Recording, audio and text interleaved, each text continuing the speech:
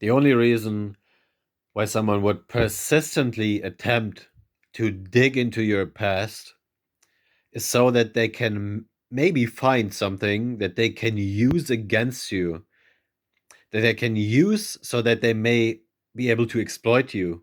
You see, didn't Christ say that the Pharisees are full of extortion and excess? What are the Pharisees about? The Pharisees, yeah, they are the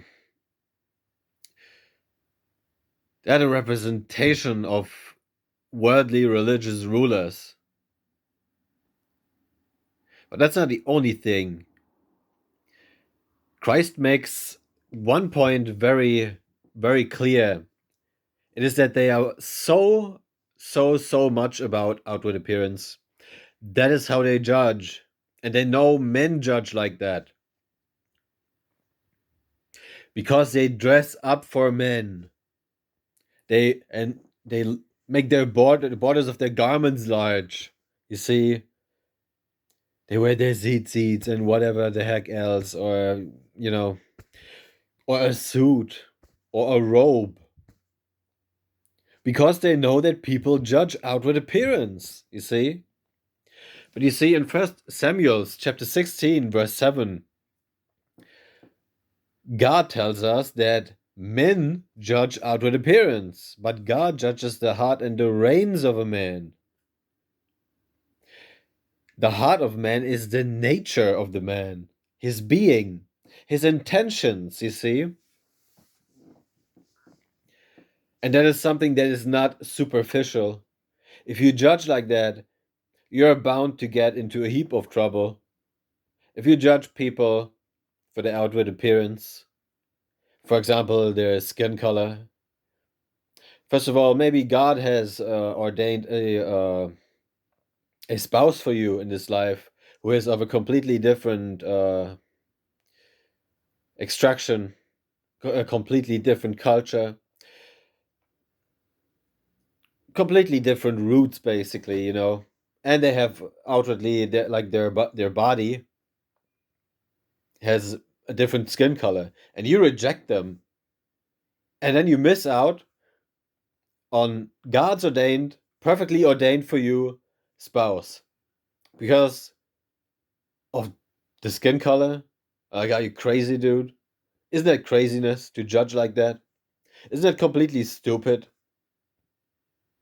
Why do you judge like that? Like, for example, you can get mugged or worse as well. You know, you can get your imagination going on that, on what I mean. Yet the yet the entire society around us is absolutely consumed in every way with lusting on outward appearance based bullshit. Isn't that what all is about? To the point that individuality has basically been almost completely eradicated.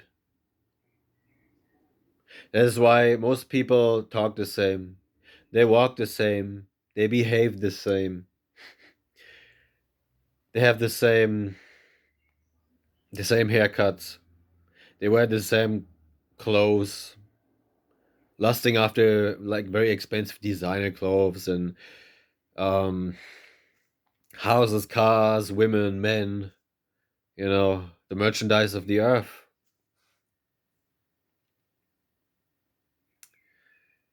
But don't you get that all of that nonsense is never going to satisfy you? You see, your senses, your bodily senses, are the bottomless pit. Because isn't the eye ever filled with seeing? Have you ever looked at a woman that looked so good, you thought to yourself, man, I can just close my eyes and never look at another woman again? Obviously, no, right? And we can just go through all of the senses, you see? I can only hear the sound of something, you know. I cannot perceive its nature. And we can just keep going like that. It's judging outward appearance is just stupid. It's going to get you into so much trouble, man. It's really not good for you. And it just creates hatred and more fear, you know. And then you end up complaining about there just being hatred and fear when you are like the one causing that shit. But you're not aware of it because you put bitter for sweet and sweet for bitter. Because you put good for evil and evil for good. You don't know what good is. You think good is evil. How much further can you be divorced from the truth? Don't you see how it's all about judgment in the end? In judging, righteous, right thinking, judgment, good judgment, wise judgment. You see, wisdom is the principal thing to get. And with all you're getting, get understanding, say the scriptures. That's why King Solomon, the wisest man who ever lived, asked for wisdom. Give me wisdom so that I may know how to rule this kingdom that I have dominion over, which is my being, my nature. You see, I receive dominion of the earth. Earth is an anagram for heart, and heart is symbolic of your nature, your being.